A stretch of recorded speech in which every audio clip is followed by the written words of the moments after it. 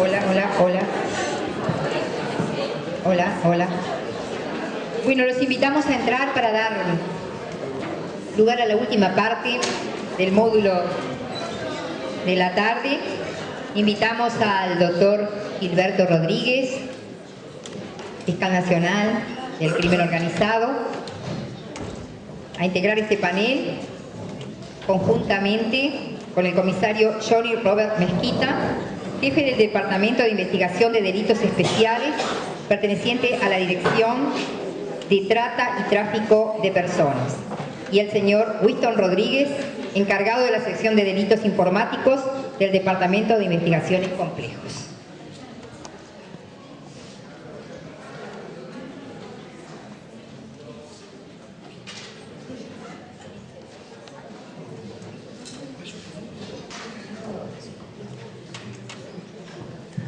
Hola, hola. ¿Se escucha? ¿Está activado? ¿Sí? Hola, hola. ¿Me escuchan? Sí. Bueno. Recién Mercedes me expuso porque yo estoy como los niños que digo no quiero pasar al frente. ¿No? Niño Rodríguez, usted primero. Bueno.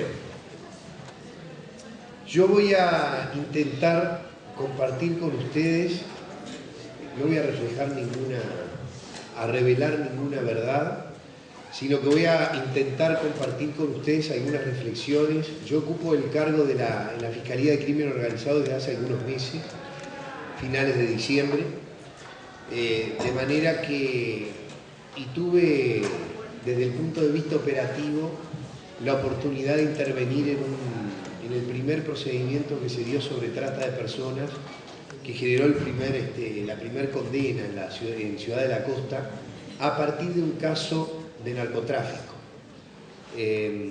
Luego me trasladaron a Montevideo y me enteré que se dictó sentencia, incluso se le había solicitado una pena de 7 años. Ustedes ya vieron aquí que el delito de trata tiene una pena de 4 años mínimo a 16 años, ya que es particularmente, es un delito de estructura criminal, de acuerdo al artículo 2 del Código Penal, considerado un crimen, con connotaciones incluso de lesa humanidad, de carácter internacional, por las proyecciones que generan a nivel transnacional. De manera que ¿qué tengo, Mercedes? ¿20 minutos más o menos? 30. Bueno, vamos a utilizar 20, así no nos aburro tanto. Después empiezo a hablar y Mercedes acá me da amarilla. La ventaja que tiene esta hora de la noche, que la verdad que los comprendo, porque esto es, hablar a esta hora ya es una especie de destrato, ¿no? Uno está hablando ya con esto de trata y eso, estoy casi vulnerando sus derechos fundamentales, sus derechos humanos fundamentales, a salir despavoridamente luego de una semana trágica de cansancio. De manera que la ventaja que tiene esto es que uno ya no puede agregar demasiado más a lo que los distinguidos expositores que me han precedido han venido exponiendo. De modo que lo que yo intentaba compartir con ustedes era, de alguna forma, alguna experiencia. Yo trato de imaginar la pregunta de ustedes de que fuera ¿qué impresión o qué conclusiones primarias o qué experiencias primarias ha tenido usted en estos meses en crimen organizado? Y esto es lo que yo voy a tratar de compartir. Porque la primera impresión que me ha ocurrido a mí es que, en primer lugar, uno tiene que cambiar el chip de estas cosas. Porque trata desde el punto de vista del sistema en general, del sistema institucional en general, trata con una problemática y con el problema de la libertad de la gente, que se mueven sobre parámetros de medición, de juzgamiento y de valoración distintos a la criminalidad normal.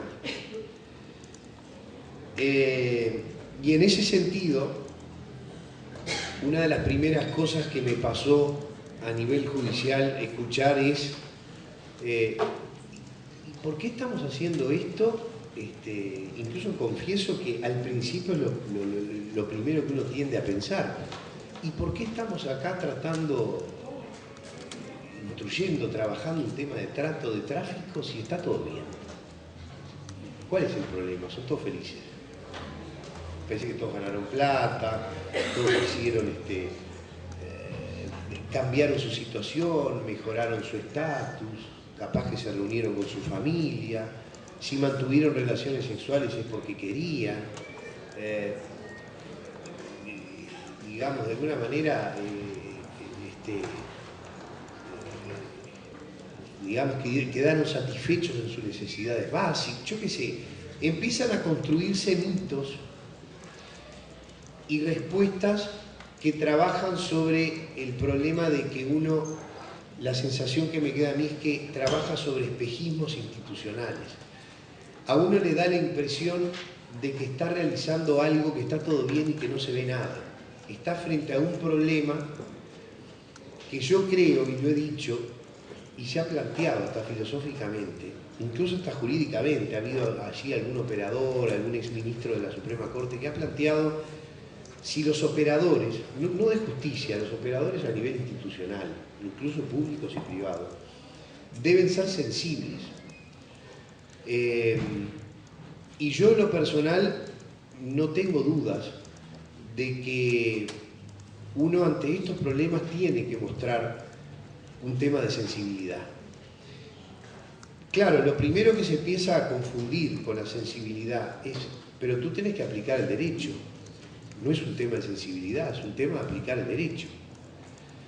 Yo creo que el tema de la sensibilidad es mostrar una actitud de apertura para tratar de entender cuáles son las situaciones y cuáles son las realidades, que lo similar no es idéntico, y que hay problemas y flagelos que tenemos ante la vista que tienen que tener un tratamiento, aprender, como me decía un maestro, a mirar abajo del agua, a ver qué hay más allá de lo aparente.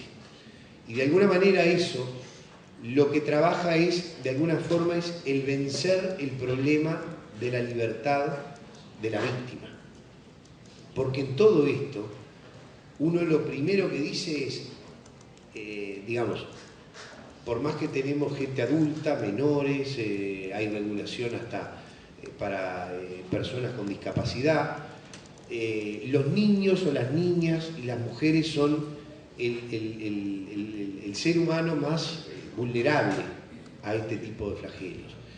Y en general el problema de trata, seguramente los compañeros acá de la mesa aporten, yo no tengo estadísticas, pero sí tengo la impresión de que a nivel internacional el problema del tráfico y trata de personas está acercándose peligrosamente y probablemente sobrepasando o casi allí al narcotráfico. Fíjense lo que les estoy diciendo. De manera que estamos hablando con problemas de individuos que intermedian y regentean, que ganan millones y millones y millones de dólares por año. Entonces, tenemos el narcotráfico, el tráfico de armas.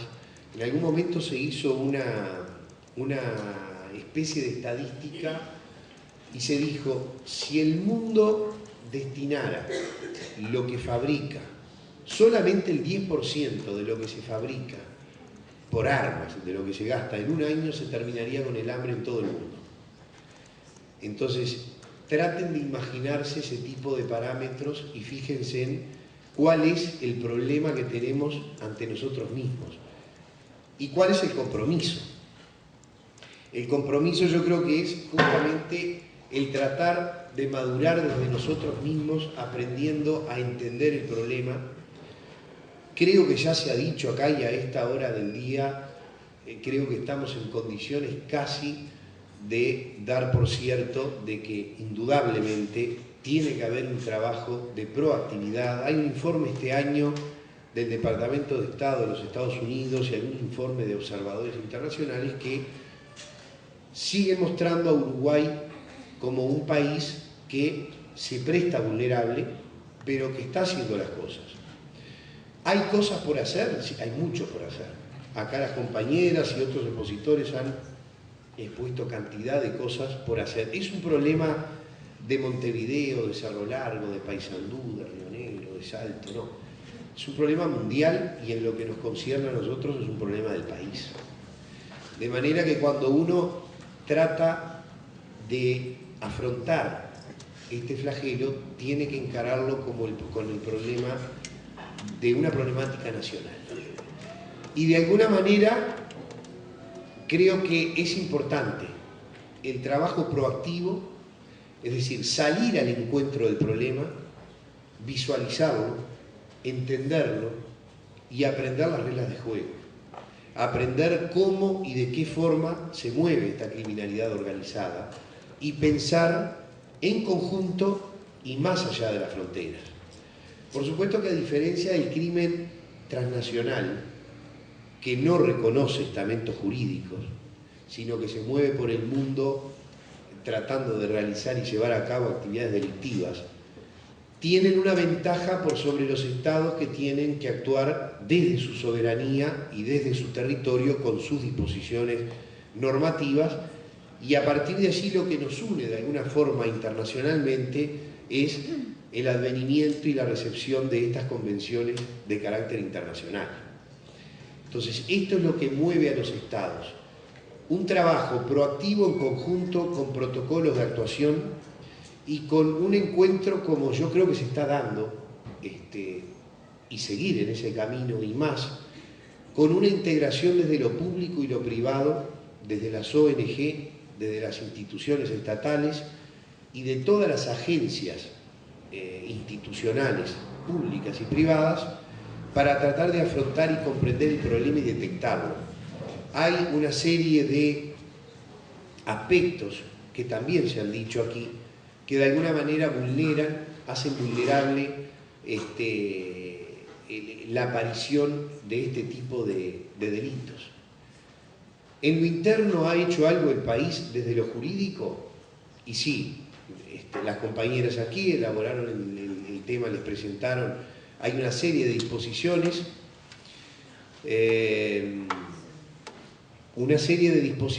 que de alguna forma reproducen con algunas diferencias la estructura que manejan los tratados. Generalmente los tratados diseñan disposiciones muy amplias para tratar de permitir que cada una de las naciones incorporen en sus ordenamientos jurídicos internos las disposiciones normativas de acuerdo a sus realidades sociales, económicas, culturales.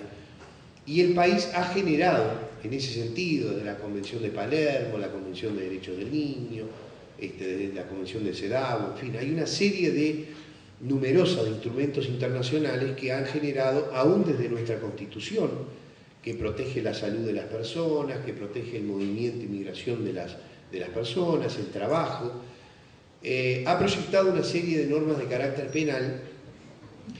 La ley 18.250 en sus artículos 77 y 78.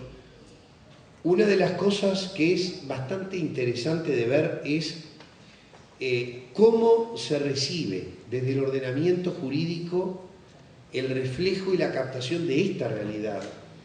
Porque si ustedes observan el artículo 80, creo que es de la ley 18.250, establece que para los delitos de tráfico y de trata se aplicarán en lo pertinente los artículos 13 y 14 de la ley que regula todo el estatuto de la Convención de la Corte Penal Internacional, el estatuto de Roma, la 18.026, que los artículos 13 y 14 le dan una participación absolutamente activa al denunciante, a la víctima, a los testigos, pero que es bastante más amplia de la actual ley que aparece por allí, bastante mal ubicada, pero bueno, allí lo tenemos modificando el artículo 83 del Código del Proceso Penal, que es la participación que tienen los denunciantes y damnificados ahora desde la ley 19.196, pero va mucho más allá, va tanto más allá que si ustedes ven y estudian con detenimiento el artículo 13 y 14, no solamente prevé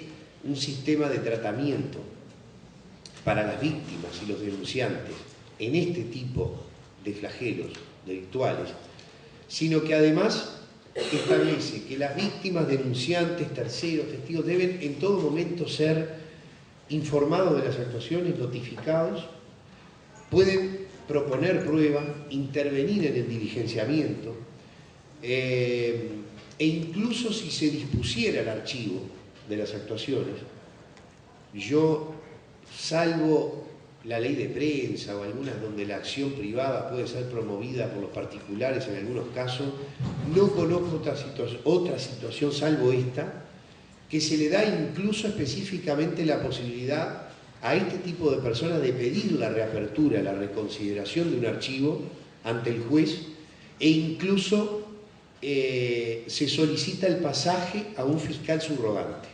Si el fiscal, por las razones que sea, archivó el caso, puede pedir su reconsideración, y si se mantuviera en esa solicitud, se establece específicamente el pasaje a un no conozco que esté regulado administrativamente, pero supongo que es la facultad del fiscal de corte de regular cuál es el fiscal subrogante, que pasará a entender. Pero ¿qué es lo que quiero demostrarles con esto? La sensibilidad que se tiene para tratar de entender el problema y de tener esta situación de apertura, que muchas veces lo similar no es idéntico y que lo distinto merece un tratamiento distinto. ¿Cómo voy, Mercedes? ¿Me falta algo? ¿Voy ahí? Cuando te veas así son 5.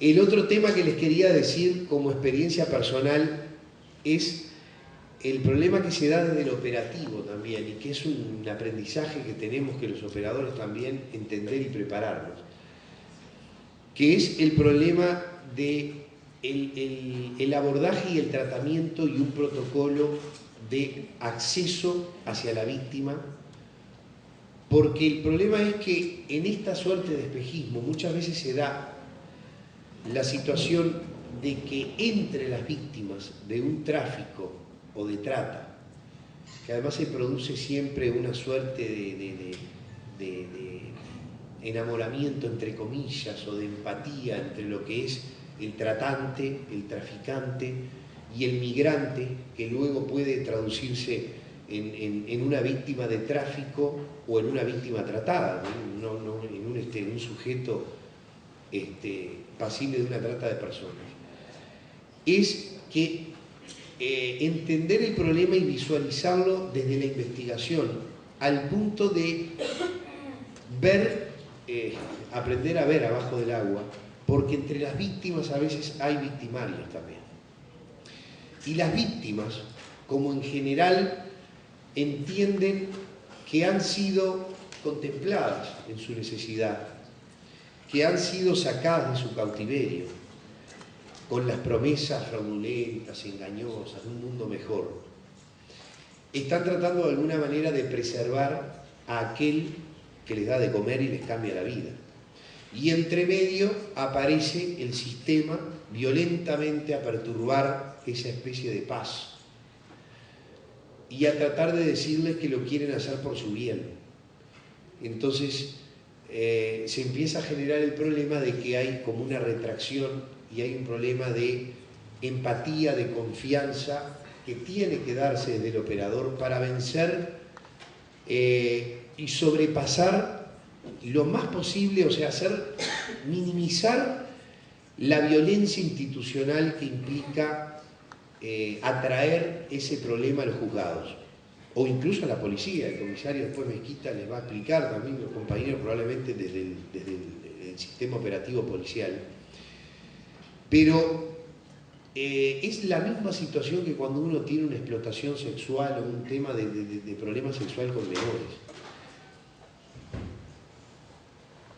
Vencer un poco esa situación, y vuelvo a la sensibilidad, que la sensibilidad no es dejar de aplicar la ley, sino tratar de tener una apertura de entendimiento para ir más allá de lo que la ley nos dice, y de que hay situaciones que no se pueden tratar y decir: yo quiero que esta persona declare ante mí, y si no declara ante el juez, fiscal y defensor, no vale como prueba.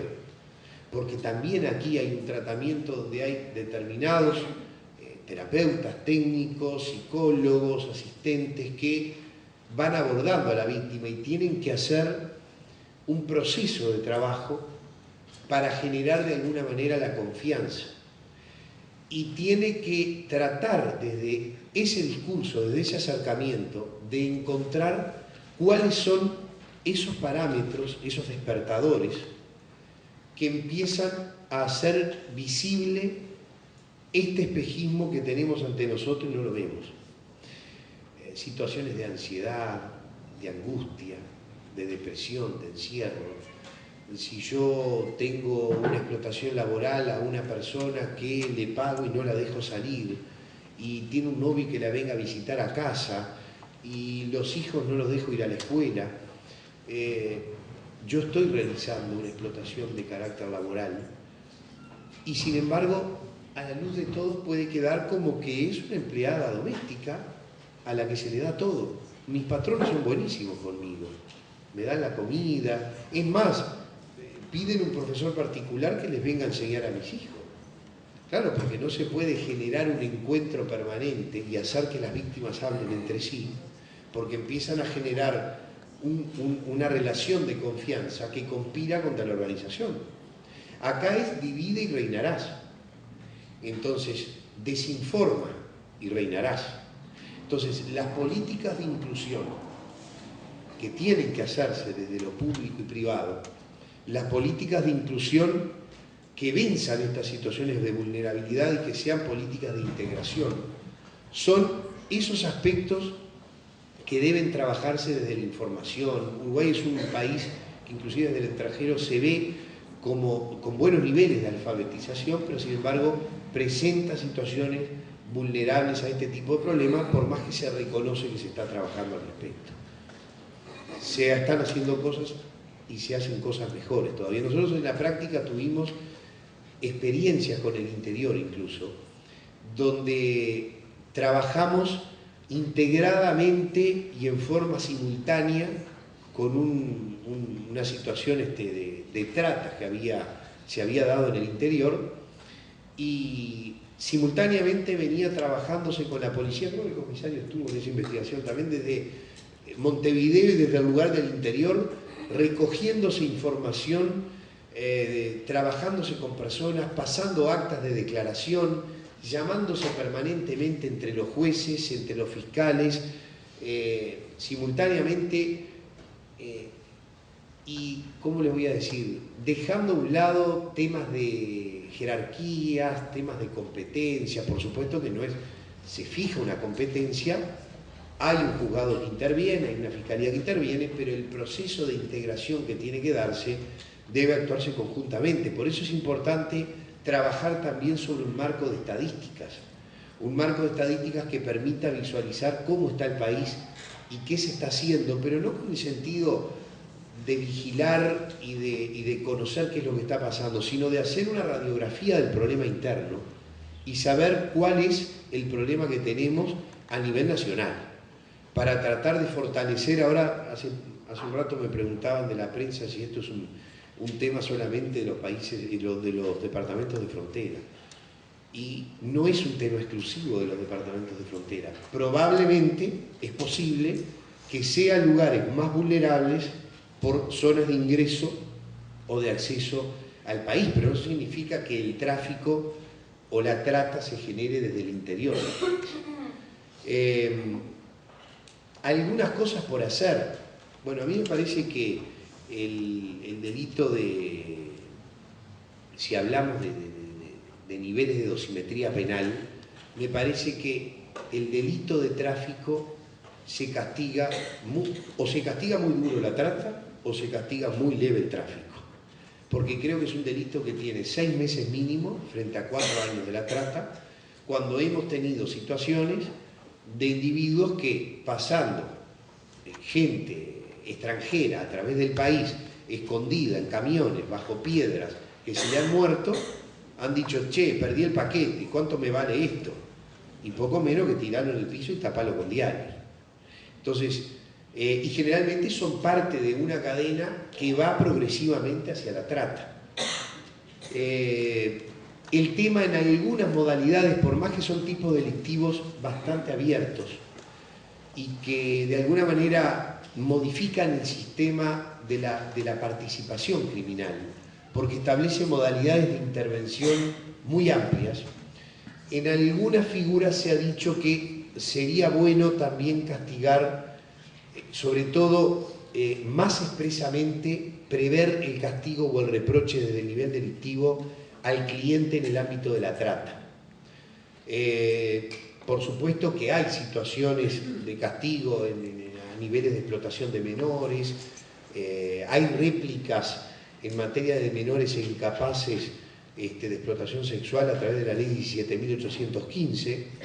Está el problema de la justaposición en algunos casos con el delito de proxenetismo, que hay quienes entienden que está derogado por el delito de trata o la ley 17.815, lo que tiene que ver con menores de edad, y hay otros quienes dicen que no, que parcialmente se encuentra vigente, pero hay situaciones problemáticas de valoración que muchas veces se les enfrenta a los operadores, que es distinguir, como se ha dicho también aquí, entre lo que es la prostitución, la explotación sexual, los actos sexuales, los actos eróticos, y lo que es la contribución a la explotación de la prostitución. Porque la prostitución en nuestro país, creo que es la ley 17.515 de trabajo sexual, está permitido y es una actividad legal. 5. Bien. Al final tenía que decir algo, Mercedes, viste que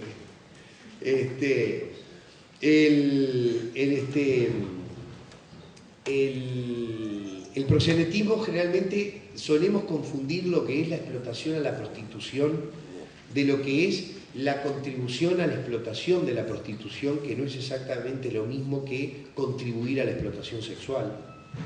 Hay un tema así que los operadores nos enfrentamos jurídicamente, y que no lo voy a atomizar con esto, porque esto sí que es un verdadero destrato, sin ingreso en este tipo de cosas. Pero lo que sí quería compartir, pueden quedar algunas cosas. Me parece interesante otro de los temas que nosotros lo hemos hecho desde el ámbito, lo hemos solicitado en un par de situaciones que me han tocado en estos pocos meses, es el tema de los bienes. Yo creo que debería haber una mejor regulación en materia de incautación de bienes, como se tiene y muy reguladamente en el tema del narcotráfico. Hay una serie de leyes que regulan lo que es el comiso, el decomiso de pleno derecho y la confiscación en materia de narcotráfico, y se le da una competencia exclusiva a la Junta Nacional de Drogas.